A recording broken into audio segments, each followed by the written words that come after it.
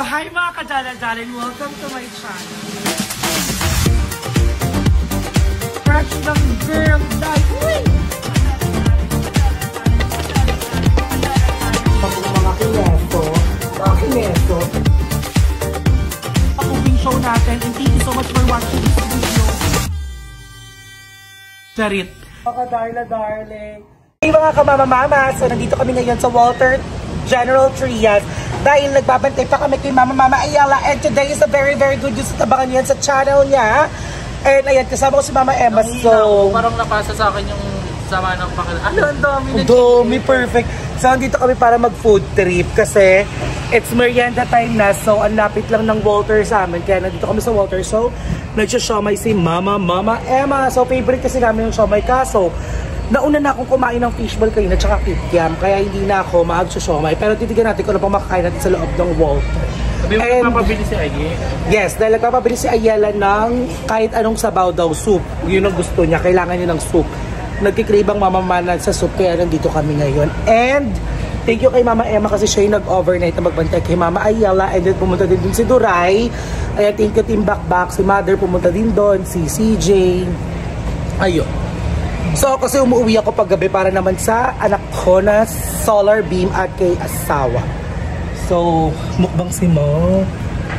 Mo, mukbang ka. Hungry ka? Sapan siya libo. Ang laki ng pinayat mo na. So, ito ay dinner na ni Mama Emma. Hapon is nagdi-dinner na siya. Pinabukasan na siya ulit kumakain. Bongga ang dedikasyon sa pagdadiet ni Mama. And ako din. Dahil parating na ang ating mga Pilar Doras. So, start na ulit tayo mag-Pilar Doras. Kasi kailangan na natin yun dahil sumatsakanis na ang pes natin. Pag di pumayat si Darla guys, ako na lang sabi sa inyo, question siya. Pag kasi Pilar, mas na mas na, alam mo yun, namomotivate kami magpapayat. Pag hindi Pilar, para hindi sayang, para mas maganda yung effect. So, nag-V2 siya ako, May, tsaka Andrew Core. Yeah. Si Mama Joven din kasi support din sa pag-Pilar. Sinend ni Joven. Eto nga ang chika.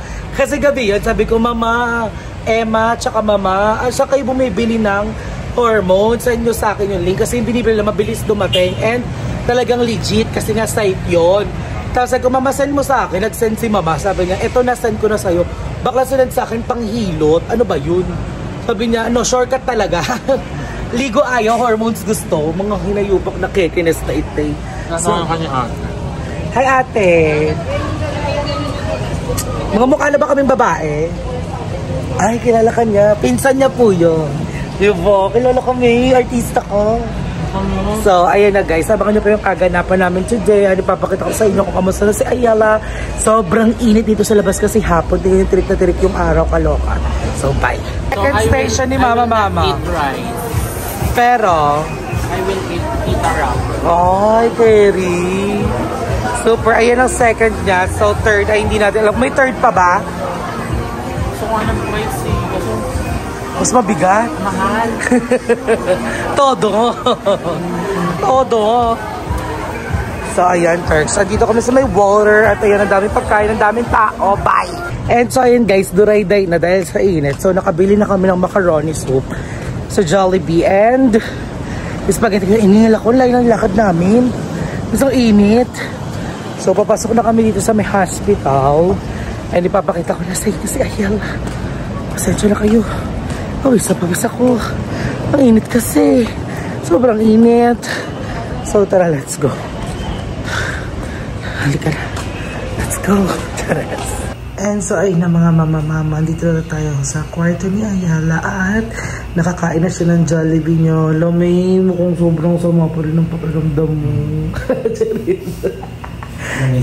Kamusta na pakiramdam mo? Ang laki niya, tapos parang umitim ka dahil sa mga gamot. Nakakaitim pa ang gamot. Oo! Alam ko nakakaitim ang mga... Pero di ba dapat magmamanas ako? Ay, manas na ako. Hindi ka manas. Ang payat mo. Magmamanas ako dahil sa mga gamot. Wala ka depende yun sa tao. Oo, feeling ko. Kamusta naman yung pakiramdam mo na? Okay naman na. Doing good. Doing great. Nasa borderline pa rin yung potassium. Pero pwede na siyang i-oral sa bahay. And hindi pa ako pinapauwi. Pero uuwi na ako. Baka kami ni Doc yung mga kasi daw kami gawa ko kasi Israel. Antarin, parang lang, ang feeling mo dyan parang lang naka-glutadrip, no? Kasi baka pag di kami pinaalis ni Doc pa, hindi na talaga kami mapaalis. Maging bago na lang. Dito lang ako, aircon lang ako, no? Oo, diba? So, miss minabuti na namin umalis. Yes, at pinayagan naman dahil okay na ang pakiramdam. Thank you sa kanila, Doc, sa mga nurses, even sa mga janitors, sa mga guards. Alam mo, ito yung isang sa mga hospital na pinakamagandang na, ko, mahal lang, pero... pero bokeh treatment, no? Ay talaga, yun nandun talaga eh. Kasi minsan sa mga public, hindi naman sa pag-aano nga, sa mga government, sila pa yung mga sobrang... Oo, maldita. Akala mo pagmamayari nila buhay mo. Seryoso, diba? Even sa... Kasi mas mabilis silang ma-impacta kasi nga parang, siguro let's say na sorry, pero parang konti lang, mura lang naman, or minsan libre kasi. Oo, pero the fact na nag-serve ka doon, hindi the fact na nag-serve ka doon at nagpapasahod din sa'yo is taong bayan. I think hindi naman reason yun na kasi unang-una sa lahat, bakit mo pinasok? Di naman yung surprise na, surprise! Ito ang sahod mo! O, kala mo, laki. Surprise! Ito trabaho mo! Napag-usapan naman yan sa pag-a-apply mo pa lang. Diba? Sana sa mga public hospital, be careful po. Kasi yung mga kasi naranasan ko na yung nagpaturok nga ako ng anti-rabies. Yung ang maldita nung nasa front. Yung ikaw na lang yung nahiya nun. Tapos parang nasautakot ako na parang tax ng taong bayan na papasahod dito. Tapos ito ka maldita. Hindi ganun. Hindi nyo po privilege na nakaupo kayo dyan. Tama. Mag-GT ko yun dati. Totoo ba? Ikaw nang tatanggal niyan? Ganito yan. Doon si Mama Emma. Thank you Mama Emma kasi siya yung nag-overnight dito kanina. Malamang, di ka masahan. Huwag lang yung anak ko. Yung solar beam ko, tsaka yung... Pero thank you kay Emma sa lahat ng effort niya. Siya talaga yung nag-aakyat pa na dito. Siya yung nagbabantay sa akin. Grabe. And si Mama Emma din yung nag-abono muna. Kwento mo na ng lahat na nag-abono ko ng 7,000. Nag-abono muna siya kasi na-short na ang atasin mo.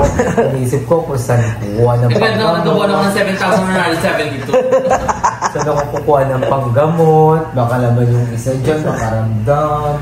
Inuna pa yung pills. Oo. Ito, babonla ko ulit ito. Carry naman ito ka, kaya ito naman. Carry naman ito sa Pasko na lang ulit sa hotel. God will provide. Ba? Enjoy na everyone at andito na kami sa bahay nila Ayala ngayon. So abangan nyo mga susunod pa. Nakaganapan, ayan, sobrang nakakaloka ang init sa labas and ang traffic. Sobrang aliw kanina, hindi ko alam kung bakit. So si Mama Emma ang nag-video nun. So ngayon ay magpapahinga na lang kami here and ano pa bang gagawin namin? Yun na lang. So kakain. Ayun si Mama Ayala ay nag-rest na doon. Thank you din, Nax. At magpagaling ka na. So kami, ay dito lang. Inaantay lang namin si Mama Emma. Si Mama Emma ay umuwi dahil naligo sa kanila. At ayun, maraming salamat sa inyong lahat na patuloy na sumusuport sa amin. Diba? Ganda. At hindi nagsasawang panoorin ng mga video natin sa mga mom, sa mga daladaling, sa mga day, sa mga kamama-mama, mga kapapa-papa natin dyan. Maraming salamat sa inyong lahat. So hindi ko na alam kung ano pang mga gagawin namin today. So lalaps lang din si Madam Aiba nasa taas. Kakauwi lang din niya. Galing sa Manila dahil sinamahan niya yung kapatid niya. Bitay ng gamot, Ramona. So kasi bawal siya mag-skip ng gamot. Oo, yung antibiotic kasi yung pinaka-importante. So mga 15 capsules pa yun, no? Mga 50. Oo, basta 3 times a day yon. Ang bibili ko, kahit mga 6 pieces. Oo, tapos basta hindi siya pwede mag-stop. Tsaka yung pang-electrolytes mo. Yung pag sa umu-earn na ka pa. May reset. Oo, yung electrolytes, meron doon, nandyan lahat.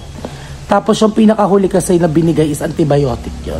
So yun yung kailangan mo makomplento for 7 days para mawala talaga yung bacteria. Kasi antibacterial yun eh. So after nun is mananahimik na mga bacteria sa chaneli mo. Yun lang. Tapos titigil na yung mo. Tapos kain ka lang daw ng maraming fruits. And then yung binilin pa kasi sa amin is magpocari sweat daw siya. Kasi pampataas yun para sa potassium niya. Help din daw yun sa potassium kasi nga din dehydrated din siya.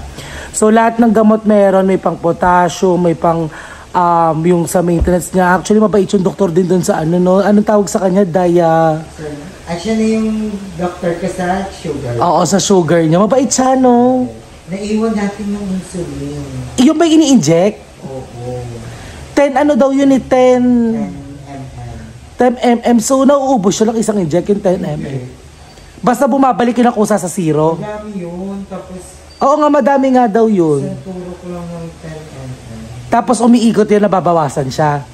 Tapos isasarado lang siya ulit. Papalitan pa ba ng needle yun? Hindi na. Ay, ganun ba yun? So, naiwan yun. So, pupuntahan namin yun. Babalikan yun para makuha din yun kasi kailangan niya yun. Pag sobrang tumataas ata yung ano mo, no, yung sugar mo. So, ayun, maraming salamat sa lahat ng nurses na nag-assist. Lalo na yung mga mama-mama namin nag-assist dun sa GentryMed. Ayan, thank you so much sa inyong lahat. And kay Mama Ayala, sa lahat ng Mamshi, ayan, kay Madam, ayan, maraming salamat. Ayan, so, ayun guys, I think hanggang dito na lang ang video natin. So, abangan nyo yung magiging upload ng mga bayot. Panoorin nyo yung mga vlog ng mga bakla. And then, at kung ano pang magiging update sa health ni Mama Ayala. So, I hope maging okay na siya. Maraming salamat sa inyong lahat. Mga jala-jalings ko dyan, mga mama ko dyan. I love you all. I love you everyone. Mwah!